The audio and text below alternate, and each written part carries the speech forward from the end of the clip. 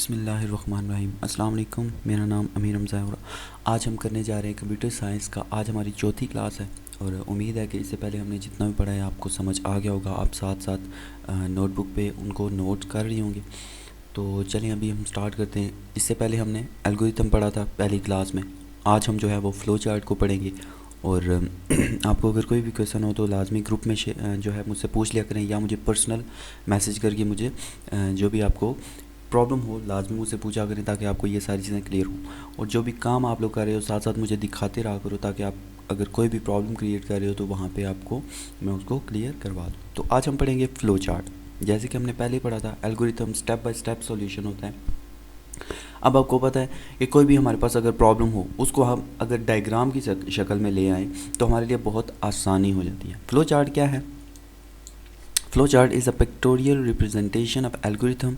जो एल्गोरिथम होता है उसको पिक्चर की शक्ल में ले आना, यानी कि पिक्चर की शक्ल में किसी भी एल्गोरिथम को, किसी भी मसले को ले आना, वो होता है हमारे पास flow chart. It is a way of visually presenting the flow of data, the operations performed within the system and the sequence in which they are performed। तो सीक्वेंस के साथ जैसे वो परफॉर्म कर रहा होता है एल्गोरिथम, वैसे ही सीक्वेंस के साथ यहाँ पे फ्लो चार्ट में लिखा जाता है। बाकी कुछ सैम्पल्स होते हैं, सैम्पल्स के थ्रू इनका सारा काम होता है। जो भी प्रोसेस होता है उसका अलग से सैम्पल होता है। स्टार्ट के लिए अलग से सैम्पल होता है, एंड के लिए अलग से सैम्पल होता है। तो उनके सैम्पल्स को देख लेते हैं। सबसे पहला जो सैम्पल है हमारे पास वो है स्टार्ट और and.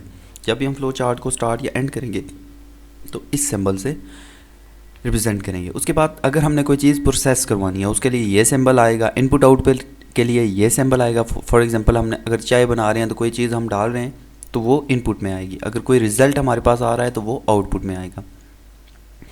Decision making and branching, decision के लिए ये वाला सिंबल आ जाएगा। कनेक्टर यानी कि दो चीज़ों को आपस में कनेक्ट करने के लिए ये of page on page connector, ठीक है, पेज को आपस में कनेक्ट करने के लिए। उसके बाद फ्लो लाइंस के फ्लो चार्ट किस साइड पे जा रहा है, ऊपर से नीचे की तरफ आ रहा है, दाएं से बाएं की तरफ जा रहा है, उस तरह ये फ्लो लाइन जाहिर करती हैं।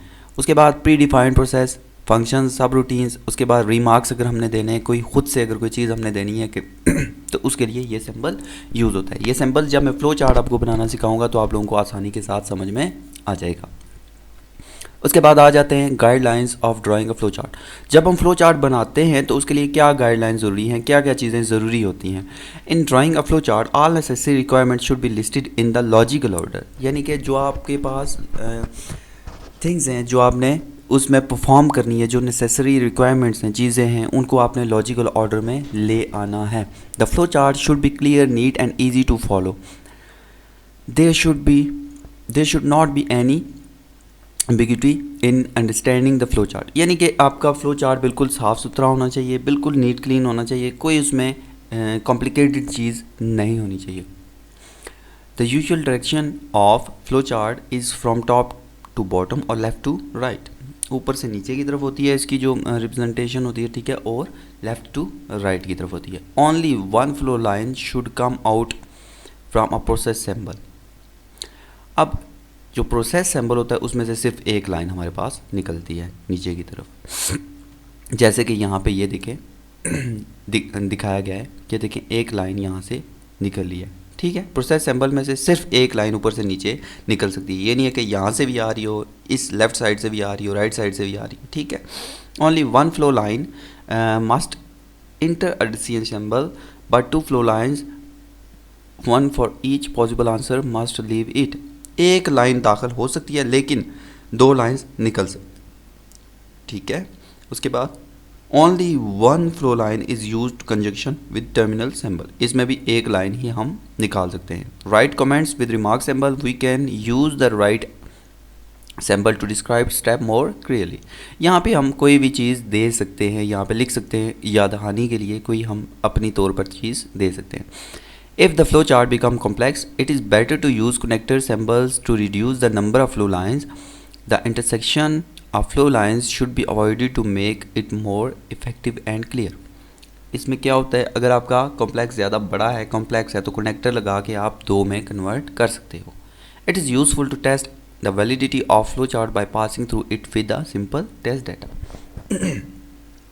तो हम उस फ्लो चार्ट की वैलिडिटी भी चेक कर सकते हैं, ठीक है।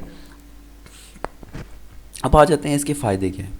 सबसे पहला फ़ायदा क्या है इसका, with the help of flow chart the logic of an algorithm can be describe more effectively. जब भी कोई चीज़ तस्वीरी शक्ल में आ जाती है, पिक्चर की शक्ल में आ जाती है, तो उसकी जो लॉजिक है वो हम आसानी से समझ सकते हैं। कोई भी चीज़ यूँ ड्रा हो जाए तो आपको पता चल जाएगा ना इसमें क्या किस रिलेटेड ये चीज़ है, ठीक है। नंबर 2 पे जो इसका फ़ायदा है, as flow chart are part of design documents hence maintenance of operation program becomes easy. Maintenance means अगर कोई चीज़ चेंजिंग करनी है, हमें कोई अपडेट उसमें डालनी है, कोई चीज़ चेंज करनी है, तो फ्लो चार्ट के थ्रू हम उसको आसानी के साथ अपडेट मेंटेनेंस कर सकते हैं। Number 3, the flow chart act a guide for a program development, therefore they help the programmer to put efforts more efficiently on the underlying problem.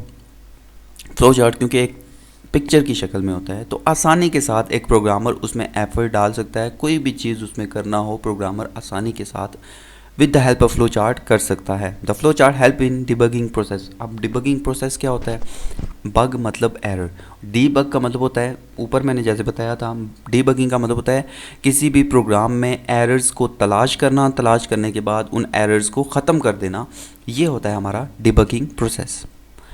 अब इसकी लिमिटेशंस आ जाती हैं कहाँ कहाँ ये अप्लाई नहीं हो सकता, क्या इसकी मुश्किलात हैं। It is difficult to draw flow chart for complex problem. ज़ाहिरी बात है, जब हमारे पास कोई कॉम्प्लेक्स प्रॉब्लम्स आ जाए, मुश्किल हालात आ जाएँ, तो वहाँ पे फ्लो चार्ट बनाना बहुत मुश्किल हो जाता है। If alterations are required the flow chart is to be redrawn. अगर आपको कोई चेंजिंग करनी हो, उसमें कोई नई चीज़ डालनी हो, ठीक है, अगर आपको कोई नई चीज़ डालनी हो तो आपको जो फ्लो चार्ट है वो दोबारा से नया बनाना पड़ेगा। तो ये इसकी एक लिमिटेशन है, ये इसका एक बैक पॉइंट है। अब हम देख लेते हैं फ्लो चार्ट होते किस तरह के। तो ये देखें यहाँ पे फ्लो चार्ट बना हुआ है, इसको हम देख लेते हैं जी। वो कहता है draw a flow chart to find the sum of first 50 natural number. सबसे पहले तो स्टार्ट आ गया, उसके बाद सम इज इक्वल टू 0। अभी सम में क्या वैल्यू सेव है, 0, याद रखिएगा। उसके बाद n में वैल्यू क्या है, 0। फार्मूला उसने लगाया है n is equal to n plus 1, ठीक है। फिर sum is equal to sum plus n, ये फार्मूला है जी। तो सबसे पहले हम फार्मूले के मुताबिक चलते हैं। n is equal to n की वैल्यू क्या है, 0। 0 प्लस 1 कितना होता है, 1। तो 0 प्लस 1, अब इस n की वैल्यू क्या आ गई है, 1। अब सम में आ जाते हैं। सम इज इक्वल टू, सम की वैल्यू क्या है, ऊपर देखें 0 प्लस n की वैल्यू अभी हमने क्या फाइंड की, 1। तो 0 प्लस 1 कितना हो गया, 1। अब सम में कितना सेव हो गया, 1, ठीक हो गया। Is n is equal to 50। देखें अभी हमारे पास n की वैल्यू 1 है, जब तक ये इक्वल टू 50 नहीं होगी तब तक ये चलता रहेगा, यस। तो अब फिर दोबारा से यहाँ पे आ जाएगा, अब आ जाएगा यहाँ पे n की वैल्यू 1 थी तो 1 प्लस 1 2 हो गया। अब n की वैल्यू कितनी हो गई है, 2, और सम कितना था हमारे पास, 1 था। अब 1 प्लस 2 3 हो जाएगा। फिर यहाँ पे देखेगा कि n इज इक्वल टू 50, नहीं जी अभी तक 50 के बराबर नहीं हुआ, अभी 2 हुआ है। अब यहाँ पे क्योंकि n 2 था तो यहाँ पे आ जाएंगे 2, 2 प्लस 1 3। इसी तरह ये चलता जाएगा। जब n की वैल्यू हो जाएगी 50, 50 प्लस 1 कितना हो जाएगा, या 49 हो जाएगी। 49 प्लस 1 कितना हो गया, 50। जब 50 हो जाएगा यहाँ पे, जब ये आएगा तो n इज़ इक्वल टू 50 हो जाएगा, ठीक है। तो ये कहेगा यस। तो जितना भी सम होगा वो यहाँ पे क्या करेगा, प्रिंट सम। जितना भी सम आया होगा, फॉर एग्जांपल जी 1200 सम आ गया, एज एग्जांपल के लिए आपको बता रहा हूँ, तो वो यहाँ पे प्रिंट कर देगा और उसके बाद प्रोग्राम जो है हमारा एंड हो जाएगा, ठीक है। बिल्कुल इसी तरह ये फ्लो चार्ट आपने खुद से करना, और ये दोनों फ्लो चार्ट जो हैं ये जो हैं आपने अपनी कॉपी पे बनाने हैं। उसके अलावा आपने क्या करना है, फ्लो चार्ट की डेफिनेशन लिखनी है। कहाँ से, ऊपर वाली एक लाइन से फ्लो चार्ट की डेफिनेशन है, ठीक है। उसके बाद सिंबल्स आपने ड्रॉ करने हैं, उसके बाद गाइडलाइंस आपने लिखनी है, उसके बाद आपने एडवांटेजेस लिखने हैं, लिमिटेशंस ऑफ फ्लो चार्ट लिखनी है, और ये दो जो फ्लो चार्ट्स हैं ये आपने बनानी है। और आपका जो होम टास्क उसके अलावा है, आपने ये जो एक्सरसाइज है ये सॉल्व करनी है। और इस एक्सरसाइज में अगर आपको कोई प्रॉब्लम हो तो आपने मुझे पर्सनली चैट पे भी बताना है, और उसके अलावा आप जो भी काम लिख रहे हो वो आपने मुझे पर्सनल चैट में चेक भी करवाना है, ताकि मैं देख सकूं कि आप लोगों का काम कैसा चल रहा है। क्योंकि इनके सारे आंसर आपको यहाँ पे ये देखें आपकी बुक के एंड में मिल जाएंगे, जितना भी आपका MCQs वगैरह हैं और फिल इन द ब्लैंक्स हैं, तो सबके आंसर आपको यहाँ पे मिल जाएंगे, ठीक है। कोई भी प्रॉब्लम हो तो ज़रूर मुझसे शेयर कीजिएगा। तो मिलते हैं अपने नेक्स्ट लेक्चर में, तब तक के लिए अल्लाह हाफिज़।